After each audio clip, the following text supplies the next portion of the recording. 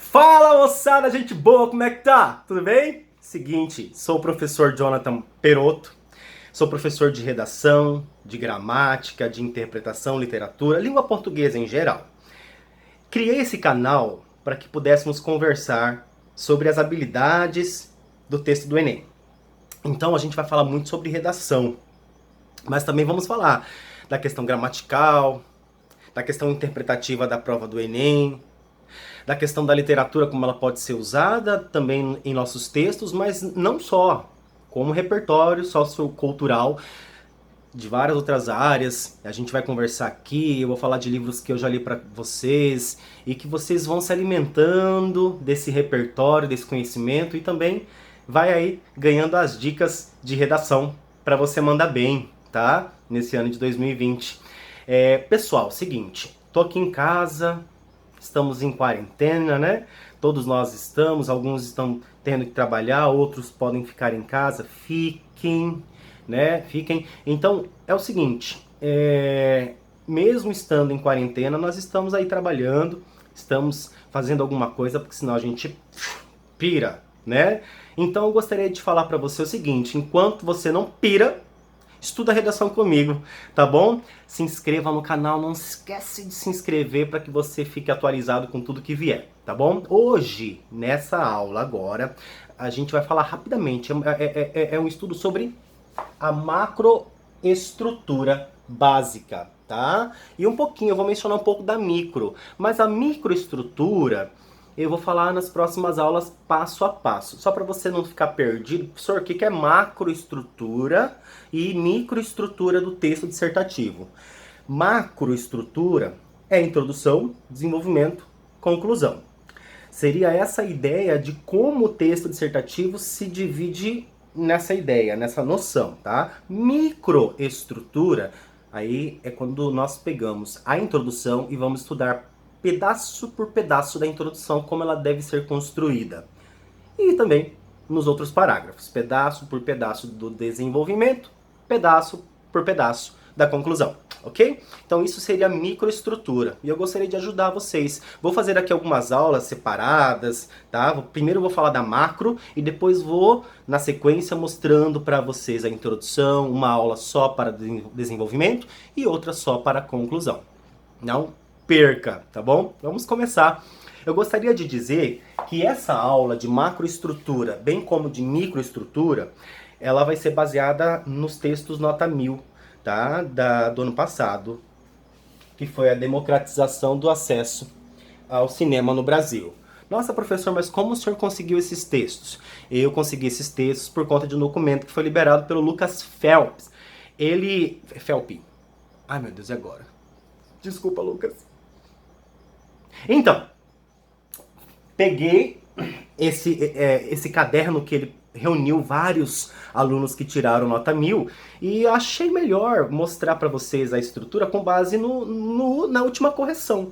Porque eu acho assim, como é que eu vou mostrar para você que realmente o que eu estou falando se confirma se eu estou pegando textos que eu crio, né? Então eu peguei logo, já que está liberado, todo mundo está tendo acesso, e eu vou mostrar para vocês, tá bom?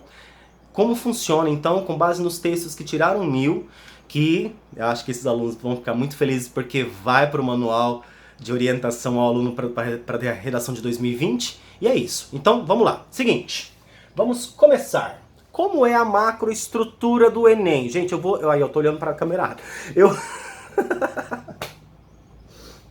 É o seguinte, eu vou sair um pouco de cena, porque não dá pra eu ficar em cima do negócio, né? Não dá. Então olha só, olha lá. Introdução. Na introdução, que é a primeira parte da macroestrutura, ela é feita com pelo menos 3 períodos, tá? Com um período que vai tratar do contexto do tema, outro período com a tese e outro período que vai trazer a direção argumentativa. Às vezes esses dois podem ficar no mesmo período, tá? Mas tem que ficar bem organizado. Então, ou serão 2 períodos completos, ou 3, tá? Ah, professor, eu posso fazer 4? Bom, pode, mas não foge muito isso aqui não, tá? Não vai criar outra coisa que não precisa na introdução. Então, beleza. Então, olha só. essa é a parte da macroestrutura da introdução. Depois vem o desenvolvimento, que é o tópico frasal. O tópico frasal, ele retoma a sua direção argumentativa. O que é direção argumentativa na introdução? É quando você avisa o seu corretor, o seu leitor, que a sua tese é ancorada em dois caminhos, em duas causas de problema, tá? Então é o seguinte, é a primeira causa, é o primeiro tópico frasal do primeiro desenvolvimento. Então é retomada. Toma cuidado para não ficar copiando. Eu vou falar isso na aula de desenvolvimento. Depois que você chamou a primeira ideia, você vai ter que fazer um repertório, vai ter que comprovar, vai ter que fazer uma relação de prova da sua direção argumentativa. Esse repertório tem que fazer relação com a atualidade. Depois. E aí você finaliza o argumento. Ou seja, então, você pode trabalhar em 4 períodos. É bom que o seu desenvolvimento não fica longo, em períodos longos demais. Se você fizer em 3 períodos ou em 2, tá? Dá para fazer em 3, dá para relacionar esses dois aqui no mesmo, ó. Tá vendo? Repertório e a relação com a atualidade. Mas toma cuidado para não ficar muito grande. Por isso eu digo que você precisa aí, de repente, analisar a possibilidade de fazer em 4 períodos. E depois vem a conclusão, que é iniciada por uma retomada, depois vem a proposta 1, a proposta 2, se houver, tá? Necessidade de fazer uma segunda proposta. E o fechamento do texto. Essa é a macroestrutura, e agora a gente vai ver tudo isso em forma de exemplo, tá bom? Olha só. Coloquei um texto aqui do Enem, tá? Eu peguei do manual, e aqui vocês estão vendo dividido em cores. E nessa divisão em cores, você percebe também que eu tenho aqui os numerozinhos de nota de rodapé, ó, 1, 2 e 3, para você perceber cada parte que está aqui, tá? Contexto do tema, tese e direção argumentativa. Vamos dar uma lida rapidão, olha lá. Ao longo do processo de formação da sociedade, o pensamento cinematográfico consolidou-se em diversas comunidades. No início do século XX, com os regimes totalitários, por exemplo, o cinema era utilizado como meio de dominação à adesão das massas ao governo. Embora o cinema tenha se popularizado posteriormente como entretenimento, nota-se, na contemporaneidade, a sua limitação social em virtude do discurso elitizado que o compõe e da falta de acesso por parte da população. Essa visão negativa pode ser significativamente minimizada, desde que acompanhada da desconstrução coletiva junto à redução do custo de ingresso para a maior acessibilidade. Então veja só para você entender. Ele trouxe aqui o contexto, foi o contexto de uma questão histórica, tá? Bacana quando a gente investe em repertório sociocultural para fazer isso. Abordou o tema, trouxe as palavras-chave ao cinema. Na tese ficou bem mais clara ainda a ideia da retomada da frase temática. Porque, ó, quando ele coloca, embora o cinema tenha se popularizado, perceba que ele já está problematizando. Tese tem que problematizar, tem que criar uma estrutura problematizante, tá? E ali você já vai percebendo que esse problema se refere à limitação social, ou seja, não é democrático. Então a tese problematizou. Agora, a ideia tem que partir também da direção argumentativa. Essa limitação social, ela acaba elitizando um discurso desse acesso ao cinema. Por quê? Como isso ocorre? Aí vem a direção. Essa visão negativa pode ser significativamente minimizada, desde que acompanhada, primeiro, da desconstrução coletiva, argumento 1, junto à redução do custo de ingresso, argumento 2. Você entendeu? Então aqui você só avisa quais são os caminhos que estão relacionados à limitação do cinema. Então, beleza, a introdução fechou, é isso só. Tá? Vamos aqui para o desenvolvimento. Em primeira análise, é evidente que a herança ideológica da produção cinematográfica, como um recurso destinado às elites, conservou-se na coletividade e perpetuou a exclusão de classes inferiores. Vou retomar rapidão lá na introdução. Veja, qual era a primeira direção argumentativa? Desconstrução coletiva.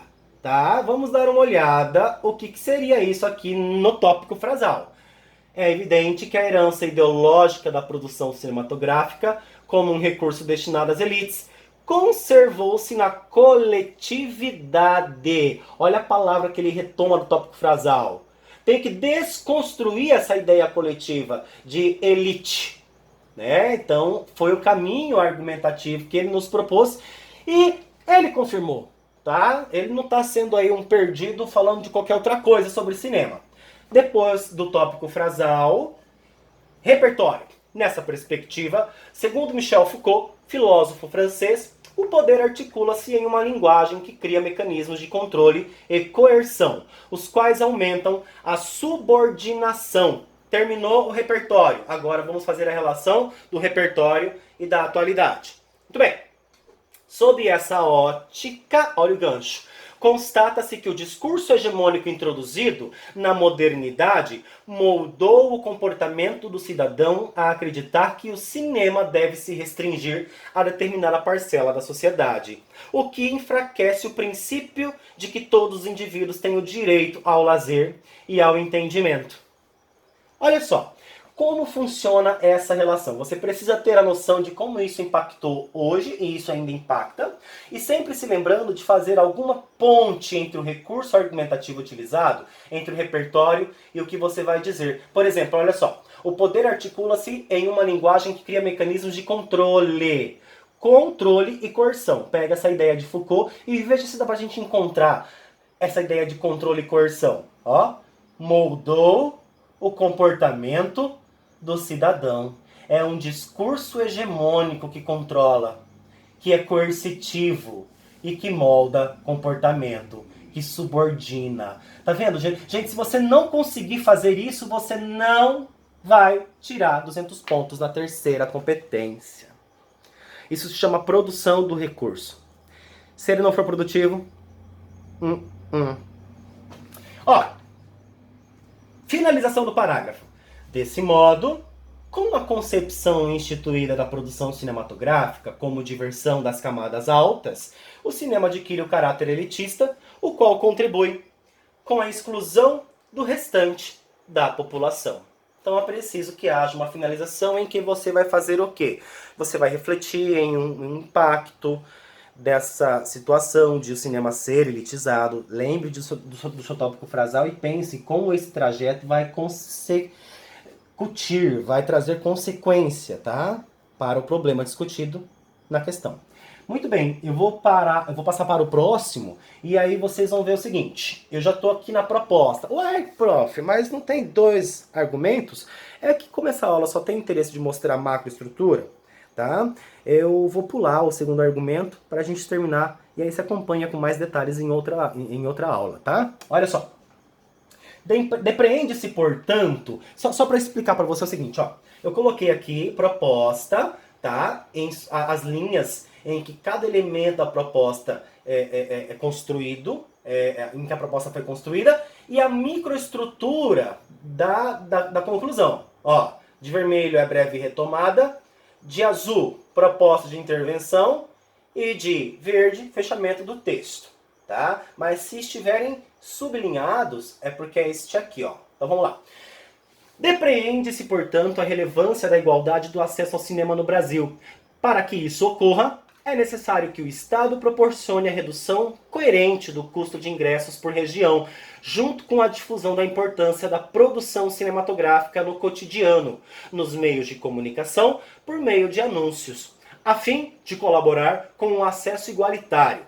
Ademais, a instituição educacional deve proporcionar aos indivíduos uma educação voltada à democratização coletiva do cinema, como entretenimento destinado às elites, por intermédio de debates e palestras na área de ciências humanas, com o objetivo de esclarecimento populacional. Assim, haverá um ambiente estável que colabore com a acessibilidade geral ao cinema no país.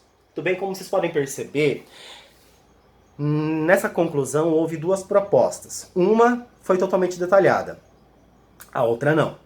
Tá? Isso a gente vai falar na aula de conclusão, sobre como funciona a construção da conclusão. Então, só para vocês darem uma olhada, veja, o agente é o Estado aqui na primeira proposta, o de sublinhado azul claro é a ação, o modo e meio aqui de roxinho, rosinha, o vermelhinho, o efeito, e aqui não houve detalhamento.